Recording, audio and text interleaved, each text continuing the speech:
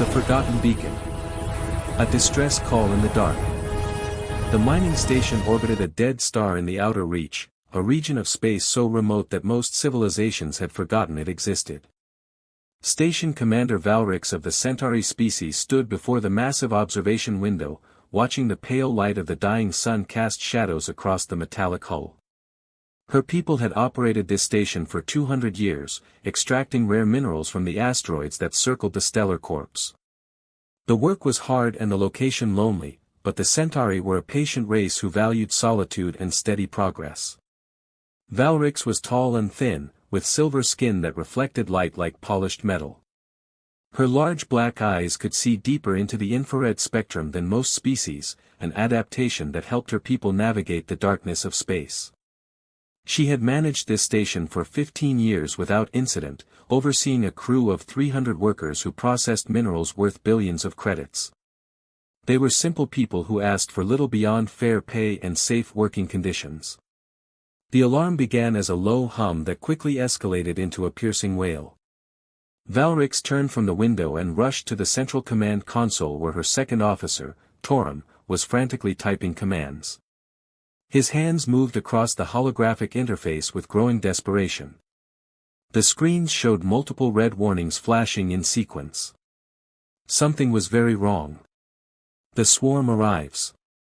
Torum looked up at Valrix with fear evident in his eyes. Commander, we have incoming vessels.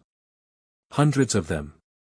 The identification system cannot match them to any known species in our database. They are moving fast and heading directly toward us.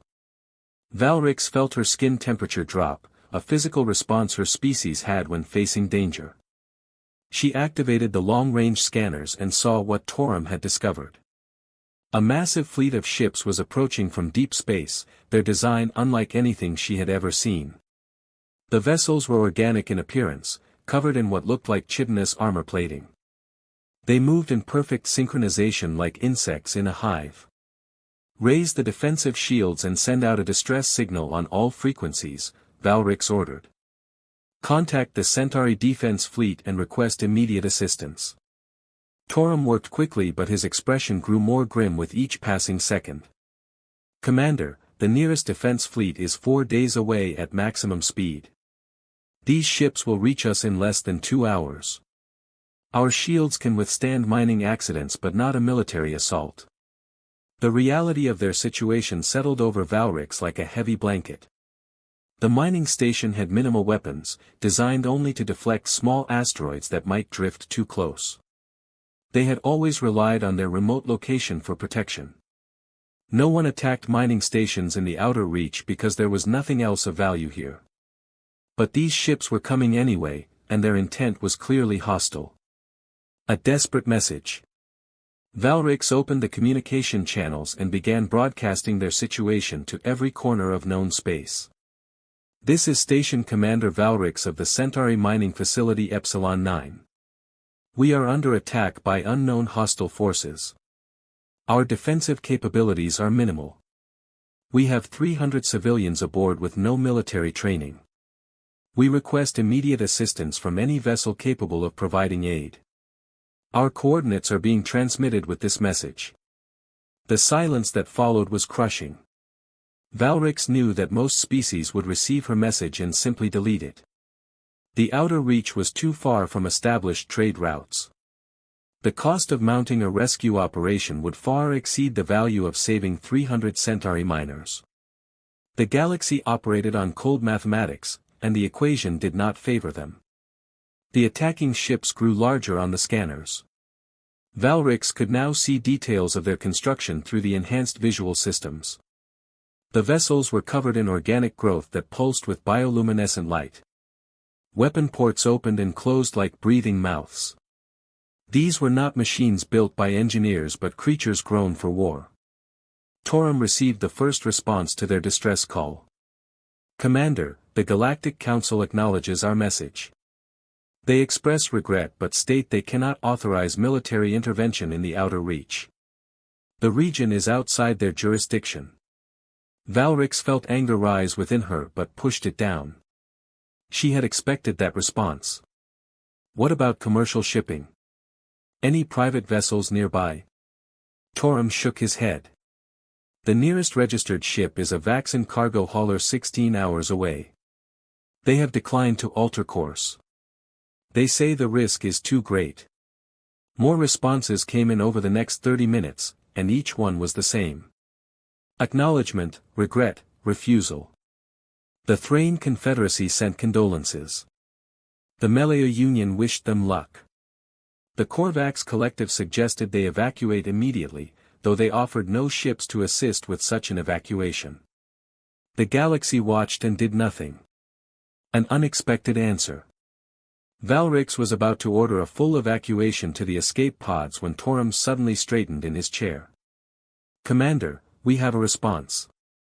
The signal is weak and using an old radio wave format that most species abandoned long ago. I can barely make out the words. Put it through, Valrix commanded. The speakers crackled with static before a voice emerged. It was rough and direct, speaking in standard galactic common with an accent Valrix had never heard before. Epsilon 9, this is Captain Sarah Chen of the Earth vessel Wanderer. We received your distress call. We are 70 minutes away at maximum burn. Hold your position. Help is on the way. The bridge fell silent. Valrix felt her skin temperature fluctuate wildly as her emotions fought for control. Earth. Humans. The Deathworlders. Every species in the galaxy knew about Earth and its inhabitants. They came from a planet of impossible extremes where everything seemed designed to kill them. Gravity that would crush most species, an atmosphere rich with corrosive oxygen, weather patterns that shifted from freezing to burning within hours. The humans had evolved in a constant state of warfare against their own planet, and it had made them dangerously resilient. The Galactic Council had debated for years about how to handle humanity. They were too violent, too unpredictable, too willing to take risks that no sane species would consider. Human ships traveled routes that others avoided. Human traders did business in regions considered too dangerous. Human explorers went to places where they were not wanted and asked questions that made everyone uncomfortable. The weight of hope. Torum looked at Valrix with confusion written across his features. Commander, should we accept their offer? The humans are not known for altruism. They might want something in return. Payment we cannot afford or concessions we cannot make. Valrix studied the scanner readings. The hostile fleet was now 50 minutes away. Whatever these creatures were, they would reach the station before any help could arrive. Before any help except the humans. What choice do we have? Valrix asked quietly. Everyone else has abandoned us. If the humans want payment, we can negotiate terms later. Right now, they are the only ones willing to try. She opened the communication channel again. Captain Chen, this is Commander Valrix. We accept your assistance with gratitude. Please be advised that the hostile fleet consists of over 300 vessels of unknown origin. Their weapons capabilities are unknown but their numbers are overwhelming. There was a pause before the human captain responded. Her voice carried a tone that Valrix could only describe as amused confidence. 300 ships. Well, that does complicate things. But we did not come all this way to turn back now. Keep your people safe, Commander. We will handle the rest. The channel closed. Valrix looked at Torum and saw her own uncertainty reflected in his expression. One human ship against 300 unknown hostiles. The mathematics were impossible. No species in the galaxy would attempt such a rescue under these conditions. But the humans were coming anyway. Preparing for the impossible. Valrix ordered all non-essential personnel to the evacuation shelters deep within the station core. The Centauri had built these reinforced chambers to protect against radiation from the dying star, but they would provide some defense against weapons fire as well. The civilians moved quickly and quietly, their silver skin reflecting the emergency lighting as they filed into the safe zones. Tora monitored the approach of both fleets simultaneously.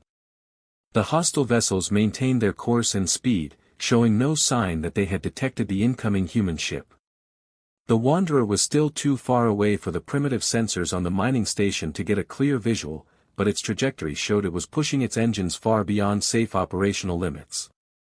"Commander, I have preliminary analysis on the hostile vessels," Torum reported. "Their energy signatures suggest biological propulsion systems. They are not using conventional engines but some kind of organic matter conversion. I have never seen anything like it." Valrix processed this information. Biological ships meant the enemy was likely from beyond the known regions of space, possibly from the deep void where conventional exploration was impossible. These were not raiders or pirates but something entirely unknown, and that made them even more dangerous. She pulled up the limited information the galactic databases contained about humans and their vessels. Most of it was contradictory or incomplete. Humans had only joined the galactic community 40 years ago, and they kept much of their military technology classified. What was known suggested they favored kinetic weapons and nuclear propulsion, both considered primitive by most advanced species. How could one primitive ship make any difference against an organic armada? The Wanderer approaches. The scanners finally picked up a clear image of the approaching human vessel, and Valrix felt a mixture of awe and concern. The ship was massive, easily twice the size of the largest Centauri cruiser. Its hull was scarred and patched, showing evidence of countless battles and repairs. Weapon ports lined its flanks in numbers that seemed excessive for any civilian vessel. This was not an exploration ship or a cargo hauler. This was a warship that had seen extensive combat.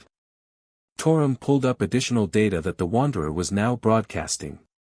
Captain Sarah Chen, age 42, veteran of the human colonial wars. Crew complement of 800. The ship was listed as an independent contractor providing security services in frontier space. It was essentially a mercenary vessel, selling its protection to the highest bidder. And yet it had responded to a distress call from strangers who could offer no payment. The hostile fleet was now 30 minutes away. The Wanderer was 25 minutes behind them. Valrix ran the calculations in her head and realized that even if the human ship arrived in time, it would be immediately surrounded and outnumbered. There was no tactical advantage, no clever strategy that could overcome such overwhelming odds. "Captain Chen, this is Commander Valrix again. I must ask you to reconsider. The enemy fleet will reach us before you arrive. You will be jumping into a combat situation with no support and no possibility of retreat. I cannot ask you to sacrifice your crew for people you have never met." The response came quickly. "Commander, my crew knew what they were signing up for when they joined this ship. We have faced worse odds before. Not much worse, I will admit, but worse nonetheless. Besides, we did not come here to watch. We came here to fight." Valrix heard something in the captain's voice that she had never encountered before. It was not bravado or false confidence. It was a simple statement of intent delivered with absolute certainty. The humans were going to fight regardless of the odds because they had decided that this was the right thing to do. In that moment, Valrix understood something about humanity that all the galactic databases had failed to capture. They were not simply violent or reckless. They possessed a fundamental belief that some things were worth dying for, even if the mathematics said it was impossible. First contact with the enemy. The hostile fleet reached the station first, just as predicted. The organic ships surrounded Epsilon 9 in a perfect sphere formation, their bioluminescent patterns pulsing in synchronized rhythm. For several long minutes, nothing happened. The enemy simply waited, their weapons ports closed, making no aggressive moves. Torum checked and rechecked his instruments. "They are scanning us, Commander. Deep scans analyzing our structural composition, our power systems, everything. But they are not attacking. Perhaps they want something specific from the station," Valrix suggested. "Minerals or technology they can use." Before Torum could respond, one of the enemy vessels moved closer. A communication beam targeted the station, and a voice filled the bridge. It was not speech in any conventional sense but a series of clicks, whistles, and harmonics that the translation system struggled to process. After several seconds, words began to form. Soft creatures in metal shell. You are claimed. Become part of the swarm or become nutrients. Choose quickly. Valrix felt revulsion ripple through her body. These were not conquerors seeking slaves or resources. They were predators seeking prey. The Centauri would either be absorbed into whatever collective consciousness drove these creatures or they would be consumed as food. We are a peaceful species, Valrix responded, knowing her words were futile. We mean you no harm. Please leave us in peace. The response was immediate and dismissive. Peace is weakness. Weakness is nutrients. You have no weapons. No defense. No purpose except to feed the swarm. The claiming begins now. The enemy ships opened their weapon ports simultaneously, and Valrix saw organic cannons extending from the hulls like serpents preparing to strike. The station shields activated automatically, but they were designed for debris impacts, not military-grade weapons. They would last seconds at most. Torum gripped his console. Commander, what do we do? Valrix opened the communication channel to the evacuation shelters. All personnel brace for impact. Activate emergency bulkhead seals and prepare for hull breaches. She looked at the tactical display showing the Wanderer still racing toward them, now just 15 minutes away. Too far. Too late. And then something impossible happened. The human answer. Emergence from the void. The space between the stars tore open like fabric being ripped apart. A massive tear in reality appeared directly between the enemy fleet and the mining station, and through it emerged the Wanderer at impossible velocity. The human ship had somehow opened a localized jump point, a technology that required immense power and precision that most species considered theoretical at best. But there was no time to marvel at the technology because the Wanderer immediately opened fire. Valrix watched in stunned amazement as the human vessel unleashed a barrage of kinetic weapons that tore through the nearest enemy ships like they were made of paper. The projectiles were simple metal slugs accelerated to a significant fraction of light speed, primitive by galactic standards but devastatingly effective. The organic armor that covered the hostile vessels offered no protection against the sheer kinetic energy. Ships exploded in brilliant flashes of bioluminescent fluid and torn biological matter. The enemy fleet reacted with impressive speed, turning their weapons toward this new threat. Energy beams and biological projectiles converged on the Wanderer from dozens of angles simultaneously. The human ship twisted and rolled with agility that seemed impossible for something so large. Its defensive shields flared bright blue as they absorbed the incoming fire, holding steady against the onslaught. Captain Chen's voice came through the communication channel, calm despite the chaos. Commander Valrix, get your people to the shelters and seal all exterior hatches. This is going to get messy. The Wanderer accelerated directly into the enemy formation, its weapons firing continuously. Valrix counted at least 40 gun emplacements on the visible side of the hull, each one spitting metal death at targets with machine precision. The human ship was not trying to outmaneuver the enemy or find a tactical advantage. It was simply driving straight through their lines, absorbing damage and dealing it back tenfold. A battle unlike any other. Torum pulled up damage reports from the brief exchange. Commander, the human vessel has already destroyed 38 enemy ships in less than 2 minutes. But it is taking significant hits to its shields. I do not understand their strategy. They are exposing themselves to concentrated fire. Valrix understood, even if it defied conventional military doctrine. The humans were not fighting to win through superior tactics or technology. They were fighting to draw all enemy attention away from the mining station. Every weapon pointed at the Wanderer was a weapon not firing at the Centauri civilians. The enemy fleet began to reorganize, forming attack wings that attempted to surround the human ship. But the Wanderer refused to be contained. It fired maneuvering thrusters that sent it into a spinning barrel roll, its weapons tracking targets independently. More enemy vessels exploded in rapid succession. The space around the battle became filled with debris and the frozen remains of biological matter. A wing of 50 enemy ships broke away from the main fight and moved toward the mining station. Valrix felt panic rise, but before she could react, the Wanderer launched dozens of small objects from its aft section. They accelerated toward the approaching enemy vessels with incredible speed. Missiles, Torum identified.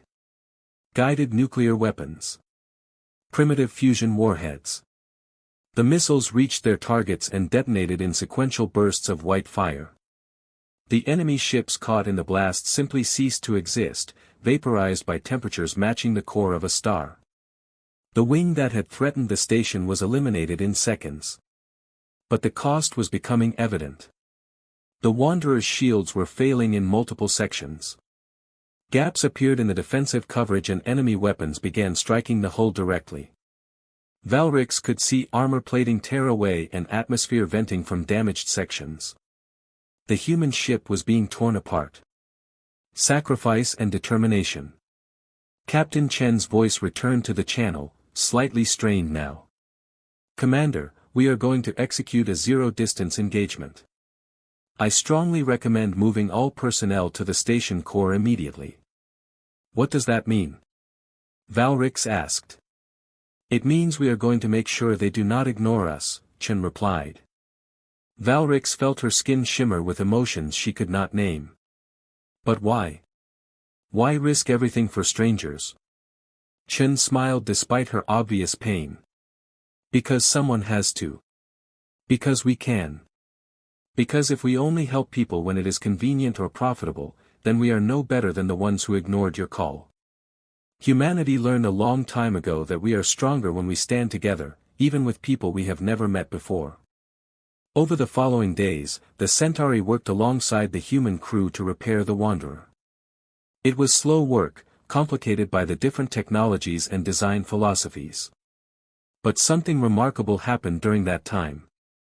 The two species began to understand each other. The Centauri learned that humans were not mindless violence seekers. They were people who had survived impossible odds on their homeworld and carried that survival instinct into space. They fought fiercely when needed, but they also laughed, told stories, and showed genuine care for one another. The humans learned that the Centauri were not weak or helpless despite their peaceful nature. They were methodical, brilliant engineers who could solve problems that human brute force could not overcome. Together, they accomplished repairs that neither species could have managed alone. A new alliance. On the fifth day, Torum approached Valrix with an interesting discovery. Commander, I have been analyzing the remains of the enemy vessels. The biological material contains traces of technology from the deep void regions, areas beyond our mapped space. These creatures were scouts. A larger force may be coming. Valrix considered this sobering information. We should send a report to the Galactic Council. They need to know about this threat. With respect, Commander, the Galactic Council did nothing when we called for help. Captain Chen responded. Maybe we should be talking to the humans instead. Valrix found Captain Chen in one of the repair bays, supervising the installation of new armor plating.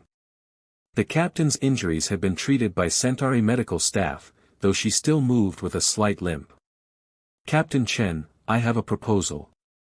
My people would like to establish formal relations with Earth. We believe our species could benefit from cooperation. Chen raised an eyebrow. The Galactic Council will not like that. They prefer to control all first contact situations. The Galactic Council abandoned us to die, Valrix said firmly. You saved us. I think my people know who deserves our trust. Chen extended her hand in the human gesture of agreement. I think my government will be very interested in this proposal. You have resources we need, and we have ships that can protect them. Sounds like the beginning of a beautiful friendship. Valrix studied the hand for a moment before reaching out to clasp it with her own. The physical contact was strange, human skin warm and rough compared to the smooth coolness of Centauri flesh. But the gesture felt right. A message to the galaxy. Word of what happened at Epsilon 9 spread quickly through the galactic community. The story was remarkable enough on its own, but what made it truly significant was the message it sent. Humanity had responded to a distress call that every other species ignored. They had risked everything with no expectation of reward. They had proven themselves willing to fight impossible odds to protect the innocent. Other species began to take notice. Small mining outposts in dangerous regions started hiring human security vessels. Frontier colonies requested human advisors. Trade delegations from Earth became more common in regions that had previously avoided contact with the Deathworlders. The Galactic Council watched these developments with growing concern. Humanity was forming alliances outside the traditional power structures. They were changing the fundamental equation of how species interacted with each other. But most importantly, they were proving that cooperation based on shared values could be more powerful than alliances based on convenience. Valric stood once again before the observation window of Epsilon 9, watching as the repaired Wanderer prepared to depart. The human vessel still bore scars from the battle, but it was functional and ready to continue its mission of protecting those who could not protect themselves. Captain Chen's voice came through the communication system one final time. Commander Valrix, it has been an honor. Take care of your people. The honor was ours, Captain Chen. Safe travels, and know that you will always have friends among the Centauri. The Wanderer engaged its engines and accelerated away from the station. Valrix watched until it disappeared into the darkness between the stars. She knew this was not the end of the story but merely the beginning. Humanity had answered the call when hope was lost. Now the galaxy would have to decide what that meant for the future. Torum joined her at the window. Do you think they will come back if we need them again? Valrix felt her skin shimmer with the color of certainty. Yes. Because that is who they are. When others turn away, humans answer the call. That is their gift to the galaxy. And perhaps, she thought, it was a gift that would change everything.